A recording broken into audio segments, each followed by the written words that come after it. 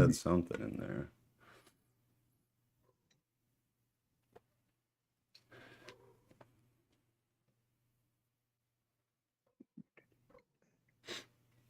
All right, I got TikTok going. Hey, what's going on? People on TikTok, this is on YouTube. So if you want to actually see what we're doing and hear who's with me, whose audio is coming in through the headphones, you got to go over to YouTube. It's the same username over there. Otherwise, all you're going to do is hear when I'm talking, which is not going to be all of it. Hi, baby. All right, I think otherwise we're good to go. We're just waiting now. You are so needy, small girl. You're so needy. We need a cat. They're the best, man. I was anti-cat my entire life. But they're actually, they're pretty great. There can be some bad ones. Oh, there's some god-awful ones, for sure. For sure. But they're sweet. A lot of them are sweet. This one I found at our old warehouse, actually. She was like a warehouse cat. Yeah. They set them loose all around just to like take care of mice and stuff near food processing plants. And I didn't like that. It gets cold here, man. These cats just freeze outside. It's horrible. Yeah, that's not cool. No, totally not cool. TikTok, I see a couple different people come in. This is on YouTube. So if you want to actually see what we're looking at and hear Drew, who's also on with me, you're going to have to go over to YouTube. Username is exactly the same. And it should be on the homepage because the live is going right now. Otherwise, you can stay here, but you're only going to hear my voice when I'm reading and talking, and you're going to miss, you know, bits and pieces, and you're also not going to be able to see what we're looking at.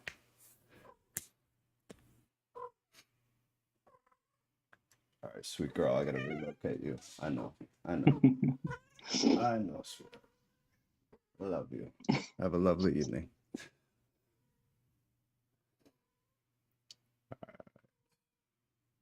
I love that noise.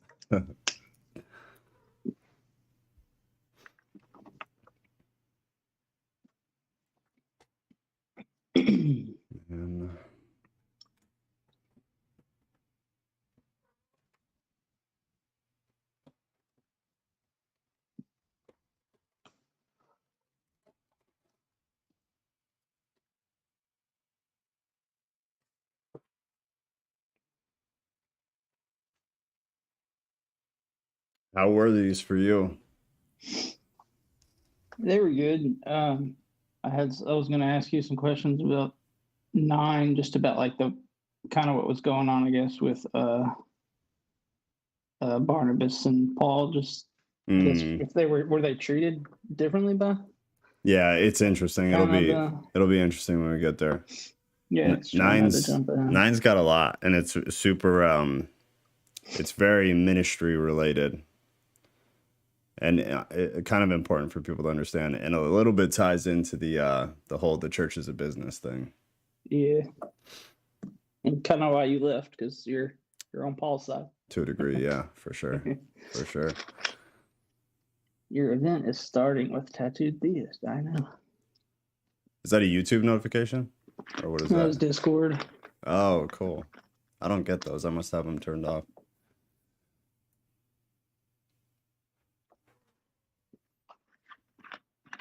I just always hit I'm interested in the little event thing. Yeah, it's cool how that works. I really like that. Yeah, I've never been a Discord user, but I like it. Me either, man. Not at all.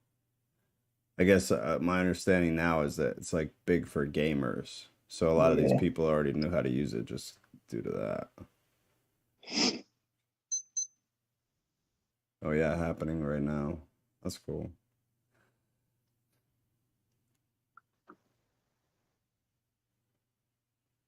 All right, we'll wait a couple minutes just to make sure, and then we'll get going. All right. Okay, so Karina here. I learned a new biblical word today. Ephatha. It means be thou open. Jesus used it when healing a man with hearing problems. Also, you know how 1/3 of the angels and Lucifer were cast out of heaven. Cast out means flying by force. Yeah, to discard.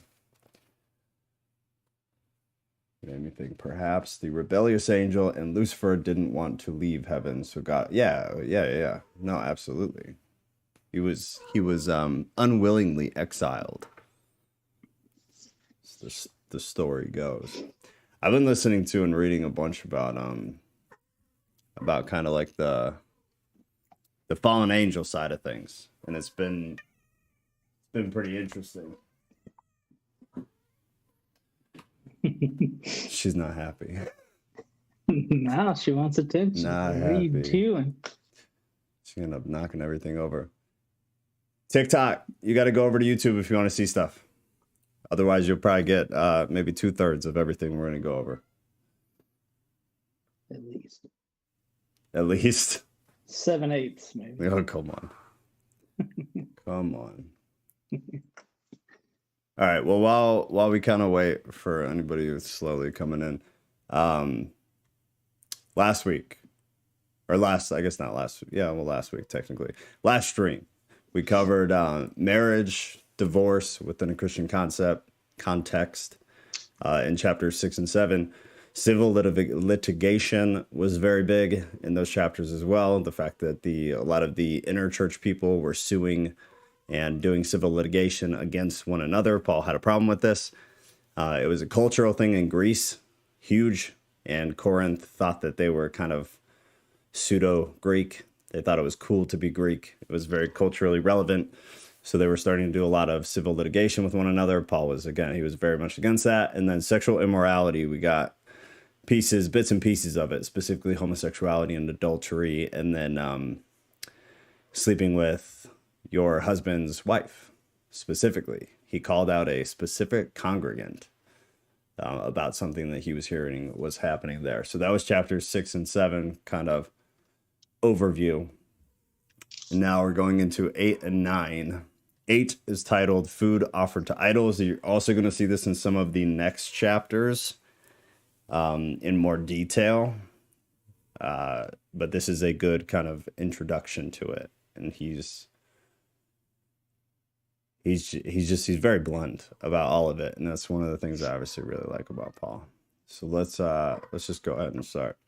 You got food offered to idols, chapter 8. Now concerning food offered to idols, we know that all of us possess knowledge. That's a quote. This knowledge, again, quote unquote, puffs up, but love builds up.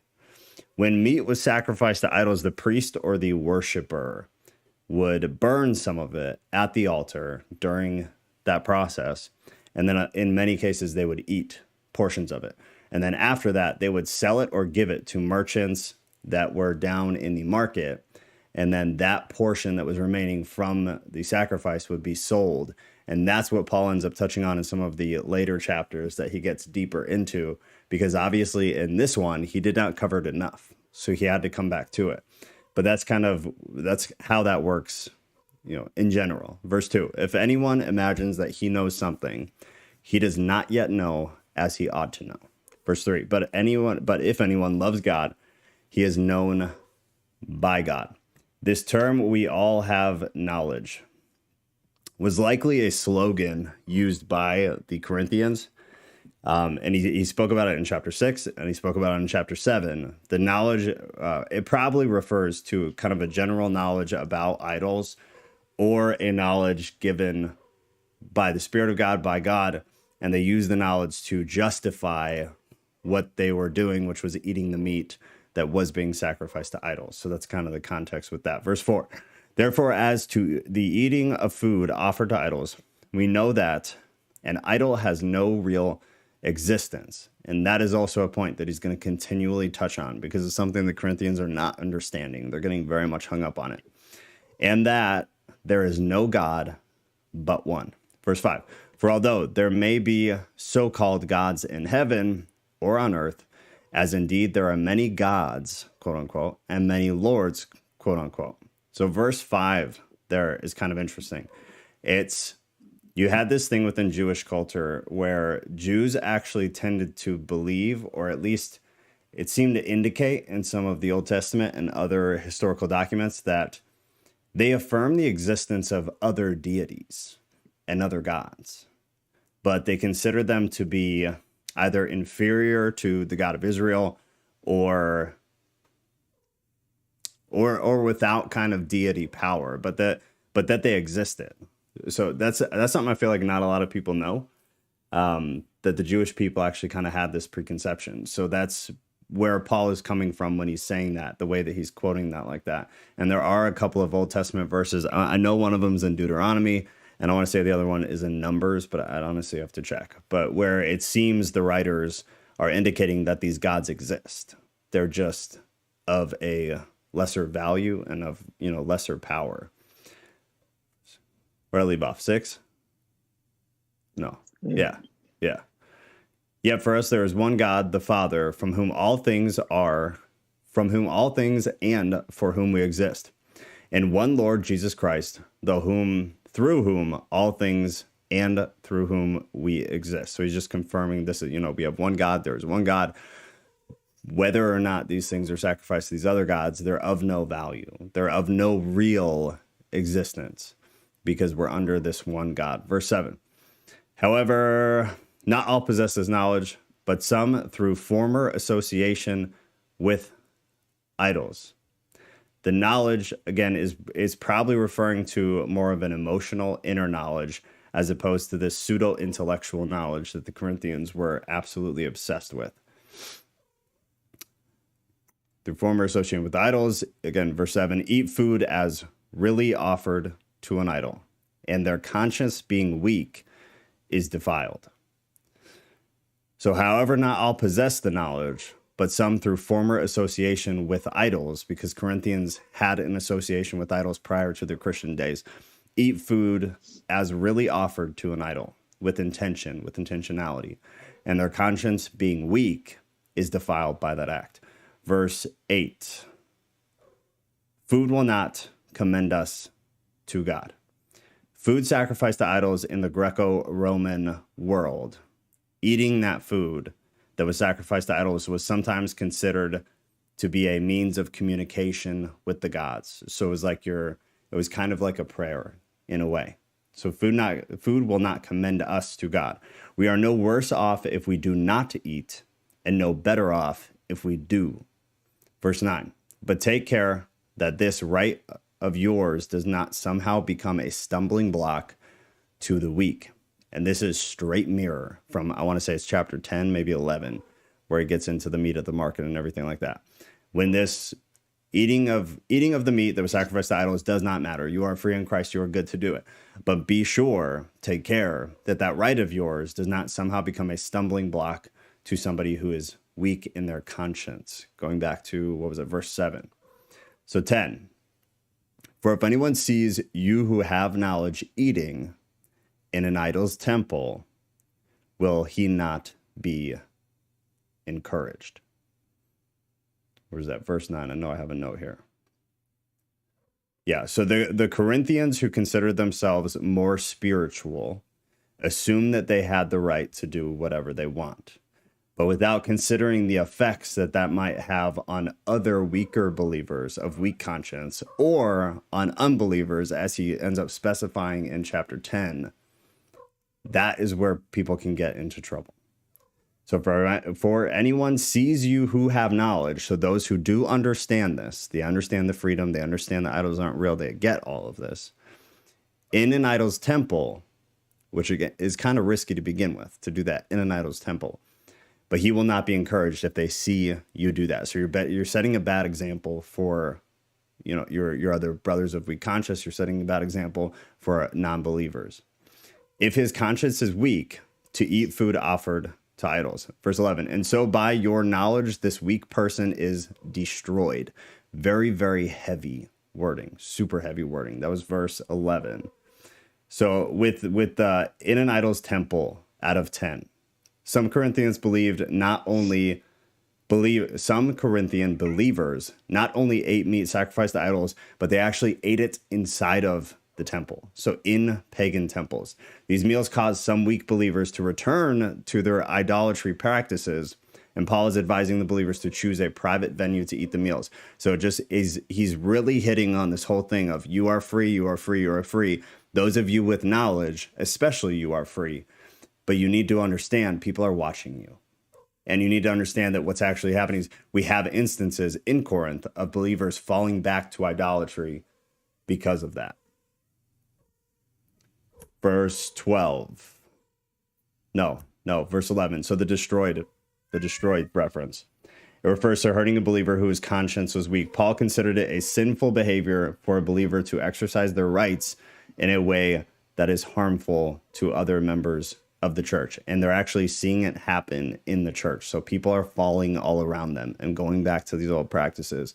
And Paul is trying to get them to understand the difference between how we have the freedom, but we need to be conscious of the freedom and how we use it and where we use it, and maybe to do that in a different venue. And I think we talked about in a previous study or stream or something about the concept of like smoking weed and drinking alcohol and things like that. Are you free to do it as a Christian? Sure. Should you go around smoking weed publicly? Should your persona on Instagram be that you are a pothead? Probably not, because other believers are going to see that. They're going to think that's okay. It's going to set a bad example. And then non-believers are going to think that, oh, this is what Christianity is. And big picture wise, it's not helpful to the faith. It's not helpful to the cause, and it's not helpful for bringing people into the faith in general. Thus, sinning against your brothers and wounding their conscience when it is weak, you sin against Christ. Super heavy. 13. Therefore, if food makes my brother stumble, I will never eat meat, lest I make my brother stumble. You stole my note there. See, I don't even have to say anything. Which one on where? When you're talking about like our past, when talking about like weed, and as long as it's not like ruining your life or not causing somebody to stumble. So, yeah. See, Yeah. don't even need me, Joe. Oh, come on, that's not true. You get me. You brought something super heavy last week. I don't know what it was, but I was like, dang. I got one here where we're at. You sin against Christ. This reference here. It implies that Christ counts what is done to his people as being done to him, which is a super, super heavy concept. The Corinthians must realize that their actions affect the entire community of believers, which is like the driving thesis in chapter 8 there. But that relation, that what is done to another believer in neglect is done to Christ. And Paul is setting a very high standard for that. That's a really heavy standard. And I think that would kind of change anybody's behavior. Before I go too deep here, is that video still up? I briefly watched it, but I wanted to be able to watch the whole thing. What video, Shannon? I think she may be talking about 6 and 7 from last week, because she posted that right before we started. So yeah, we Shannon, I got you. I don't know. If you're talking about past live streams for the Bible study, if you go to my YouTube front page, and I want to say there is a playlist called Bible Study Live Stream, and they're all right there. They're all right there. I think it was when we were talking about, you did the summary, and we're talking about how last week was like sexual morality and all that, and then she posted that. So I think that may be what she's talking about. But I don't know. Okay. All right. Yeah, here, I got it. I'll drop it in there right now. Last week. All right, there you go. That'll take you to on just the main YouTube page on my channel. There's one. It's called Bible Study Live, and all the past ones are in there. And then in the Discord, they're all in there too. Marshall, aren't the gods referring to angels, or were they referring to other false gods? No, definitely not angels in this context. Definitely not. And I would absolutely tell you if I wasn't sure. It's 100% idols of pagan religions in the area. The big context in Corinth was there was massive pagan worship going on all around them. So you'll see through the rest of these chapters that in this context, there's no doubt at all. This is 100% about other religions in the area, because a lot of the Corinthians were pagans before coming to Christ. So much so that in the last live, we talked about how Paul literally called them worse than pagans in some cases, saying they were reverting back to their old ways. And again, in 8 right here, he even says the same thing, that some believers are reverting back to paganism due to the neglect of a lot of the believers there in Corinth. So in this context, he's definitely not talking about angels. You see, do you have anything else with 8? Oh, geez. I don't think so. It was mainly just that stumbling block stuff, and that's about the only thing I really highlighted there. Yeah, that was the big thing in this one.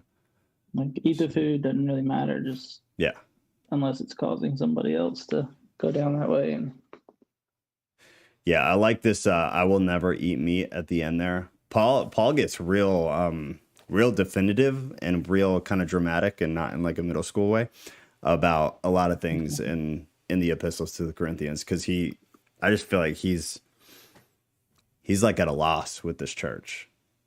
And 9 gets into some of that. You can just feel the guy is like at a loss with this church. And so he's making these like massive definitive statements like, I will never eat it again if it could cause my brother to stumble, because what he's seeing happen within this church is just, it's deplorable. All right. Then going into 9 here. All right. Paul surrenders his rights. This is super ministry heavy. So if you're in ministry, if you know someone in ministry, or if you have questions about why the church does certain things, this will at least answer some of the financial aspects of that. So starting off, am I not free? Am I not an apostle? Have I not seen Jesus our Lord? Does anybody know what that is a reference to? Because did Paul actually see Jesus face to face at any point ever? Like in person? No.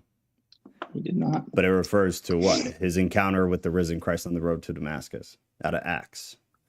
And then he refers to it again, I want to say later in 1 Corinthians here. But here, I want to read this note real quick. Paul defends his work in Corinth by clarifying the nature of the true apostleship and his right as an apostle to deny their financial support. So that's kind of the thesis of this chapter, is they want to financially support Paul, and Paul, to do nothing other than prove a point, is telling them basically to kick rocks. Paul's comments in this passage frequently draw on his discussion of Christian freedom and rights in 8:1-13. He argues that he has a right not only to earn financial payment for his work in the Lord, but also to refuse it. Paul explains that he uses his freedom in Christ not for personal gain, but to become a slave to all in hopes they will know Christ. All right, have I not seen Jesus our Lord? Are not you my workmanship? This is so good. Are you not my workmanship, Lord? If to others I am not an apostle, at least I am to you. For you are the seal of my apostleship in the Lord. So he's saying, so basically there are rumors going around that Paul is not a true apostle, that Paul is not like Cephas, that Paul is not like Apollo, and these were other two spiritual leaders in this church. So there's these charges being thrown at Paul, and Paul is like, if to others I am not an apostle, at the very least, I absolutely am to you, because they all know he planted this church. He built this church up, and now he is watching it crumble. For you are the seal of my apostleship in the Lord. Verse 3. This is my defense to those who would examine me. Do we not have the right to eat and drink? Do we not have the right to take along a believing wife? That is a reference to the apostle's right to be married and to have his spouse provided for financially by the church community, as do the other apostles and the brothers of the Lord and Cephas. Verse 6, or is it only Barnabas and I who have no right to refrain from working for a living? And that is a reference to the fact that he wanted to be an example for them, since many of the Greeks, I think we talked about it in the last one, in this area, in this culture, in this time, many of the Corinthians were fancy folk. They were big into philosophy. They were big intellectuals. They were all about knowledge and knowing things and understanding things. And so things like what Paul did for work, making tents, was seen as extremely lowly, was seen as, any manual labor was just seen as weak and non-philosophical and not fancy, and it was very low on the class scale. So some Corinthians probably considered the kind of work that he was doing as an apostle to be unfit for an apostle. So they were questioning his apostolic position. Paul's labor also alleviated his need for financial support from the ministry. So that's why he was able to say, you guys kick rocks. I'm not going to have this ever held against me. I want to prove that, yes, you can take money for ministry. True. But no, you do not have to take money for ministry. You can just do ministry. And he really wanted to kind of drive that point home. So he worked 100% in the secular world. And then he did ministry just to do ministry and nothing else. Verse 7, who serves as a soldier at his own expense, who plants a vineyard without eating any of its fruits, who tends a flock without getting some of the milk. So this gets kind of confusing because it seems like he's bouncing back and forth between whether you should or shouldn't take money for ministry. But you just have to understand the point that he's trying to make is that you absolutely can. And he references some individuals who do, but he's also saying you absolutely don't have to. And I have chosen not to. And then he's going to explain why he's made that choice. Does he, let me get ahead of the game here.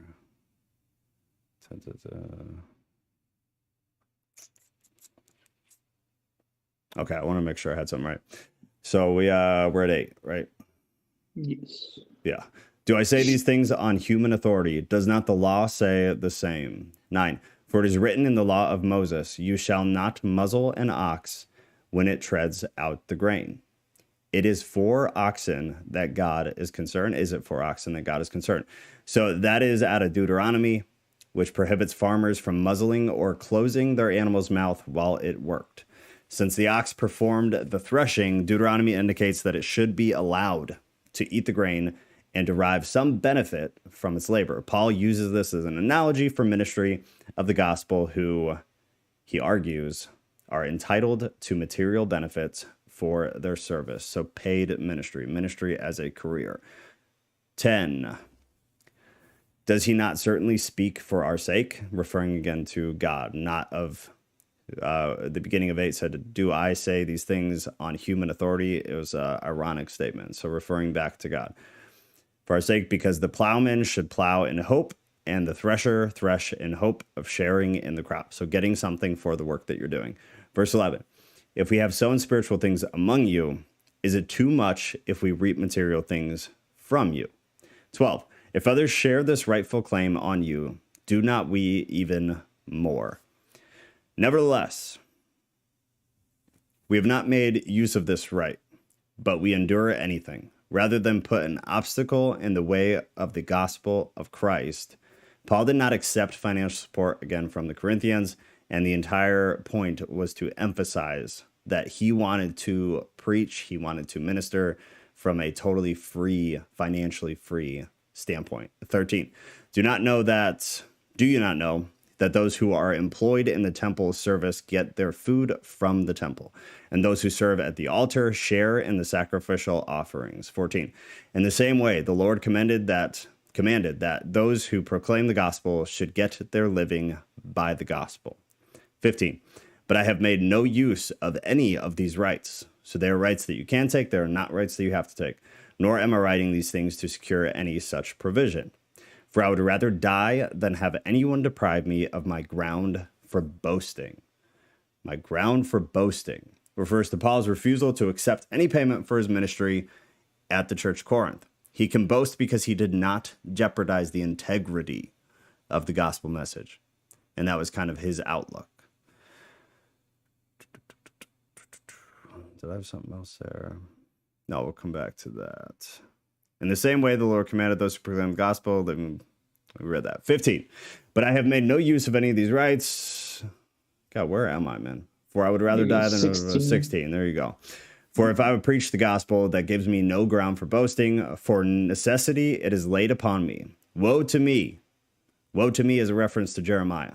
Woe to me if I do not preach the gospel. 17. For if I do this on my own will, I have a reward. But if not of my own will, I am still entrusted with a stewardship. 18. What then is my reward? That in my preaching I may present the gospel free of charge, so as not to make full use of my rights in the gospel. 19.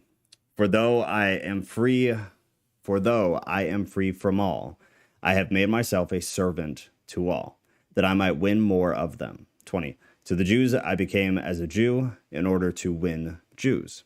To those under the law I became as one under the law, although not being myself under the law, which is a highlight keynote, that I may win those who are under law. 21.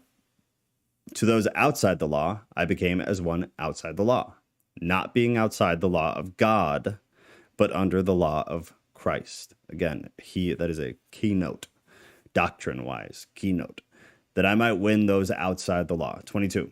To the weak I became weak, that I might win the weak. Let me see real quick before I get too ahead of myself. So Paul obviously lived according to Jewish customs, not to be saved, but to appeal to those who also lived according to the law. And anybody who doesn't know, Paul was on the Jewish side of things pre-Christ. Paul was also basically a Christian hunter before he was a Christian. And anybody who doesn't know that, we'll get into that a little bit later. But Paul would literally seek out Christians to condemn them prior to his own conversion. Marshall said road to Damascus about that earlier one. Paul, very humble heart. He was, for sure. All right. 21.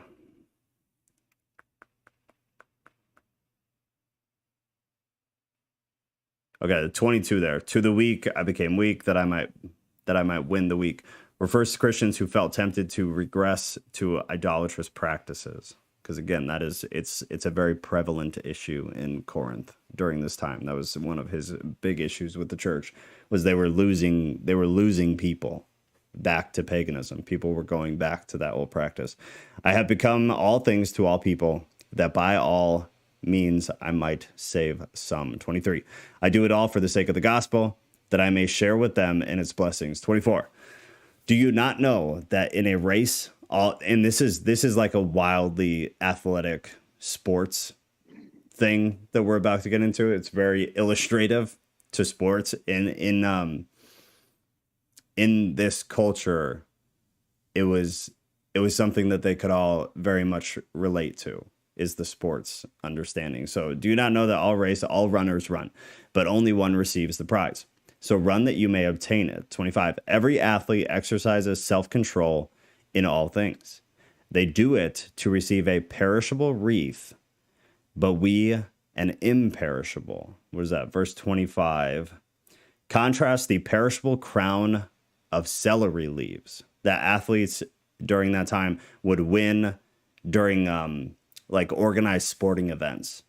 And he's making a reference to the imperishable crown, which serves as a metaphor for the reward, which is under Christ would be eternal life. So he's tying salvific doctrine in with this sports metaphor to try to get them to understand what he's saying. 26. So I do not run aimlessly. I do not box as one, beating the air, shadow boxing. 27. But I discipline my body and keep it under control, lest after preaching to others, I myself should be disqualified. Back at 22.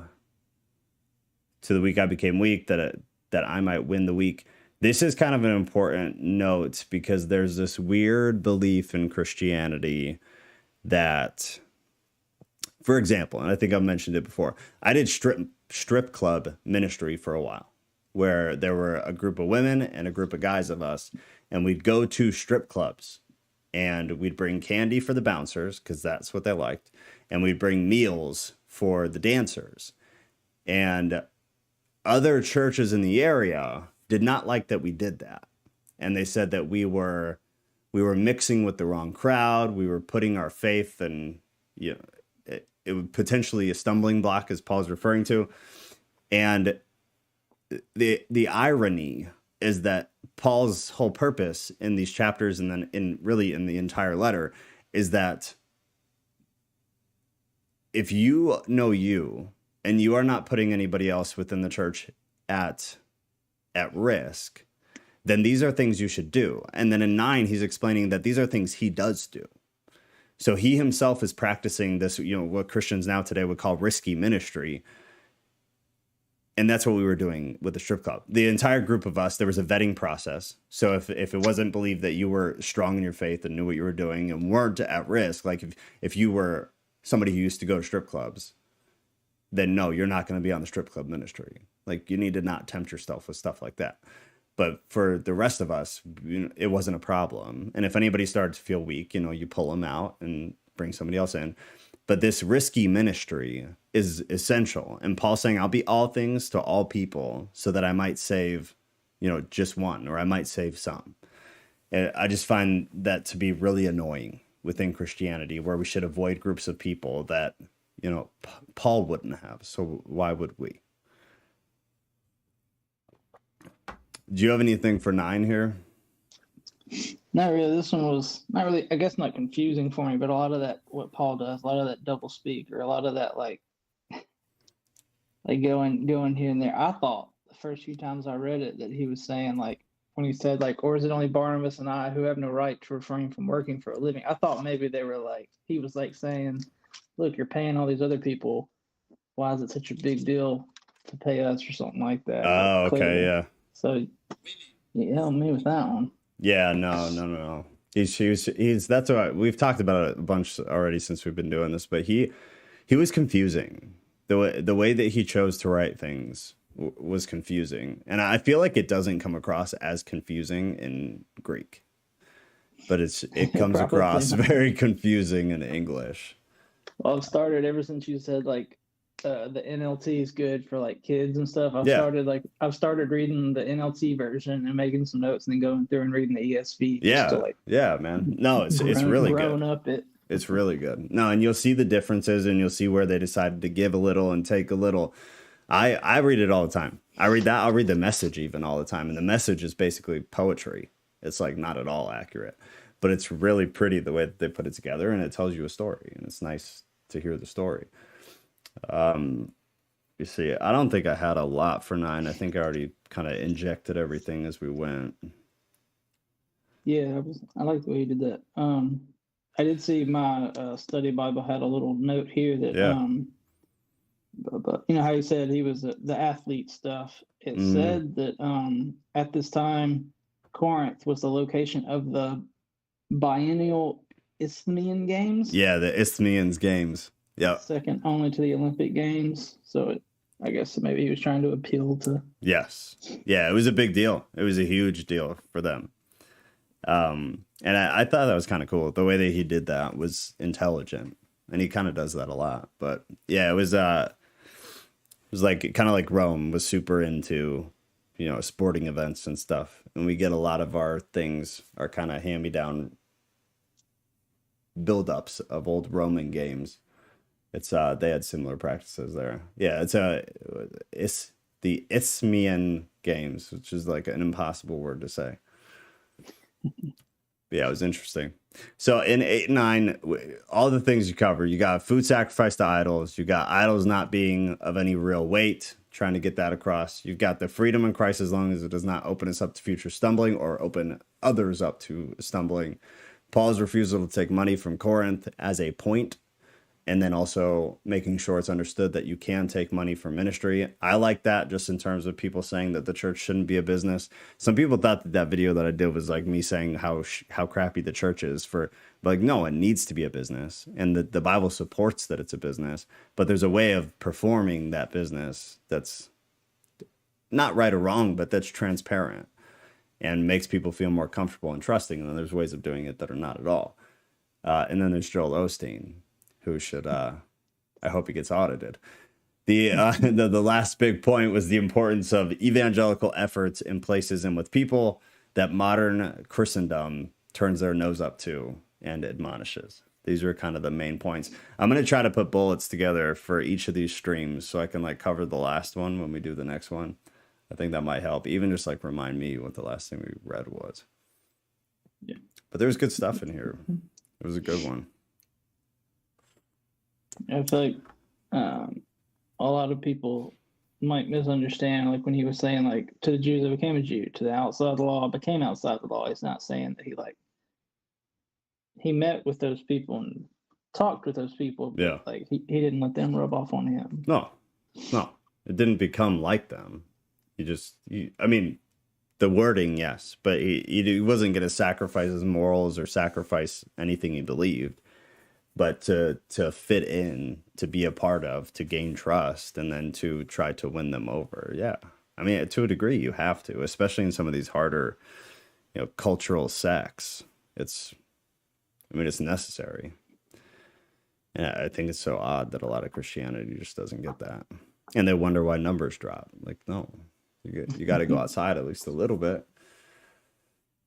See, then the numbers drop is what caused a lot of the problems now. Because, like you said, then the money goes down, and they got to do something to get the money back up, and then they got to appease the people, and then you got to think of what's going on culturally, and then you got to become culturally appropriate. Yeah. No, it's a vicious circle, man. It's a totally vicious circle. And then they start sacrificing things and letting things go, and then you've got the steps outside your church painted like a rainbow. Before you know it. Yeah. So, being relatable to everyone. Yeah, exactly, Marshall. That's exactly right. Just being relatable. Earlier in chapter 8, you were talking about how the Jewish believers in other idols, but they are not above God.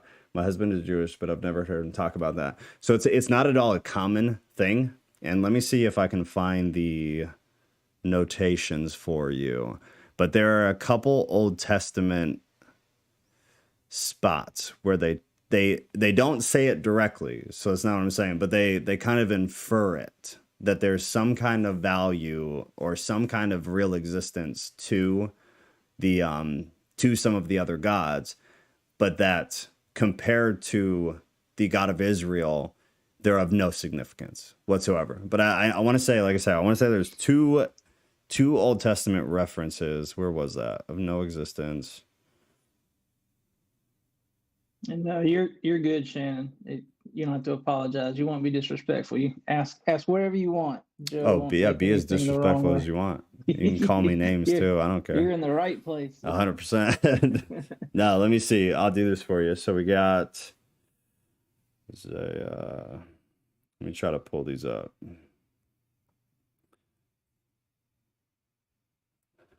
So 41:24. The point of this, there's no limit, nothing you can't say, nothing you can't ask. No, this is what I love. Yeah, ask this stuff. So no,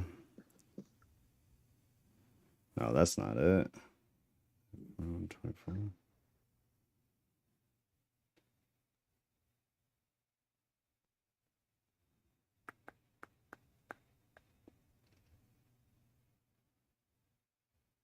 All right, that one's not it. Let me try one more, and then if not, who was that? Shannon, are you in the Discord?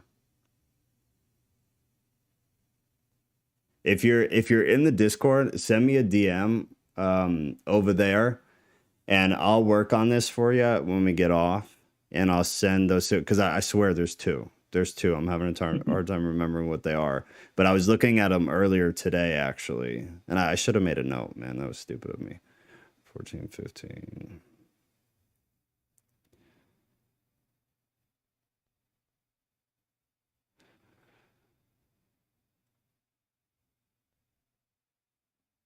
That's not it either. Yeah, send me a note. Okay, beautiful. Yeah, send me something on Discord, and maybe I'll make a video about that, like a regular YouTube video about that, because it's definitely not well known. But there are several references, like I said, within the Bible, and then in some of the other literature from the time, there were other references from Jewish culture that there might have been a belief, whether it was strong or not is beside the point, but that it existed to some degree. But it's interesting nonetheless. So send me a message. I'll work on that privately, and then maybe I'll make a video of that, because that'd be kind of interesting to do. Yeah, I'd never heard that either. I wrote it down to ask you about it after 8, and then I forgot to. It's odd. No, so that'd be good. So I'll do a video about that. I've got that, and then I think Alex asked for why we celebrate the Sabbath the way we do now, and the days changed, and then what we're actually supposed to do on the Sabbath. And then there was one other like Jewish culture thing that someone asked me to do recently. So maybe I'll try to like pack these up into one video. The Trinity, I think somebody asked. That was one of them. Yeah, I don't know if that was it though, because that's not technically Jewish. I feel like there was something. Maybe that was it though. There's too many. It could be something else. There's too many. Yeah, Shannon, for sure. Sorry, I can't remember. I should have written them down. That's totally my bad. And I was looking at them earlier today, so I need to not do that. So I ran track. The running verse reminds of how you need to focus, sacrifice, and dedicate. Yeah, he was big on endurance, man. Like the entire epistle to the Philippians was endurance based. Paul was like a big endurance and faith guy. He uses these references a lot. He compares things to endurance a lot. It was one of like his favorite ways to compare things. And it's because he went through so much crap, man. The things Paul endured were ruthless. If you guys don't have anything else, we'll probably wrap it up. These were pretty kind of clean cut. And I feel like I talked more than normal as we went. I kind of just spewed things out. No, I love it. It was good. They were good chapters, man. So, if you guys have anything else, throw it out now. But I think I put it down for Wednesday for now. If I have to change that, I promise I'll give at least 24 hours. But you've got deeper into the idolatry thing. So who asked I think Marshall asked the angel thing. Yeah, so we'll get more into why in this context at least we're not referring to angels. So deeper into idolatry. And then, oh yes, I've been dying to do this. The head coverings. Women, get ready. Yeah. What was that? Was that 11 that we were gonna do? Or wait, was that? Yeah, this is the beginning of 11. Okay, yeah, 11. Yeah, we were gonna do that, and because we did what 10 or something, and then we started back over at 1. Yes. Or something. Yes. Yeah. So 11's really interesting. The whole women wearing head coverings thing is really, really interesting. And then getting into women saying to be silent is interesting too. Thank you, Karina. You're lovely. Good night, Karina. You're such a beautiful person. I know. God. Always there. So lovely. All right, we'll hang out for like a minute, or at least I'll hang out. Drew, you can bail if you want, but we'll let it go for a minute, and then if you guys have nothing else, we'll just call it early tonight. I feel like the shorter we keep these, honestly, the better anyways, for people who want to go back. They're not like sitting through a bunch of dead air or anything like that. Yeah. You should like put in the comments or the video Timestamps. Yeah, oh god, that's gonna take so much time. Quit reading Bible at this point. Yeah, last 20 minutes was us talking. Actually, I should. I really should. I just sent you a DM under the name Garcia. All right, beautiful. I got you. I'll work on that. That'll be really fun to cover, actually. Yeah, I feel like sometimes people see a video and they're like, "That's an hour. I'm not watching that."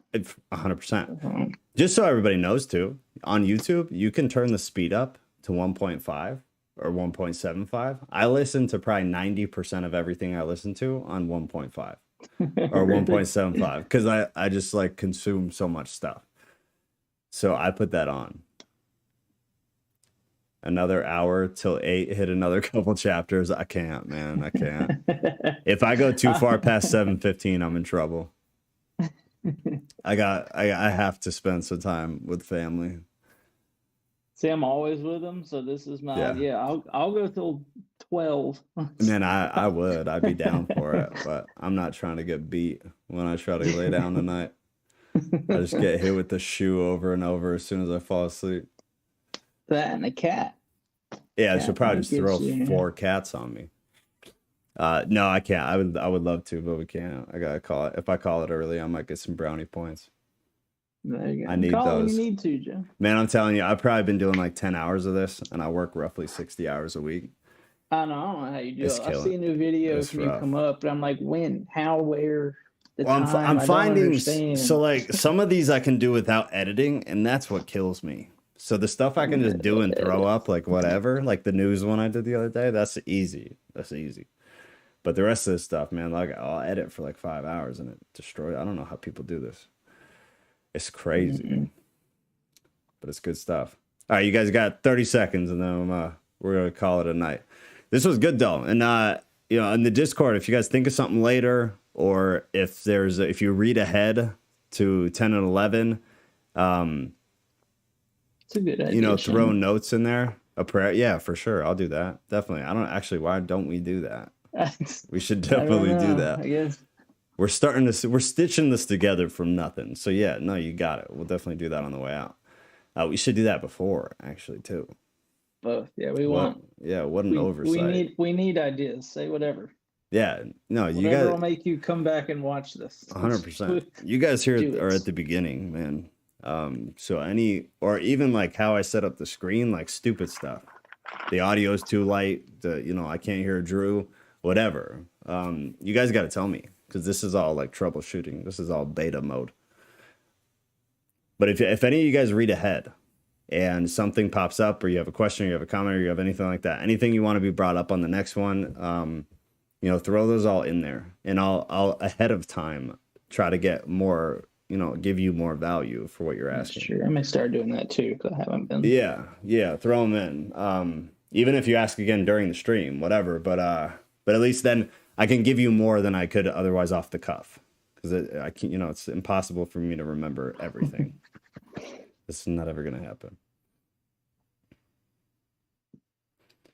Opening and closing prayer. Yeah, for sure. No, it was a really, really good idea. And I feel like an idiot for not realizing that we weren't doing that. All right. Mikkel. Yeah, Mikkel. I feel like it's a bad night if Mikkel. No, we got Karina. It can't be a bad night. Yeah, Karina May. The day that neither of them shows up is the day that the rapture happened, and we all realized we messed up. Yeah, we're still here. We didn't make it. Yeah.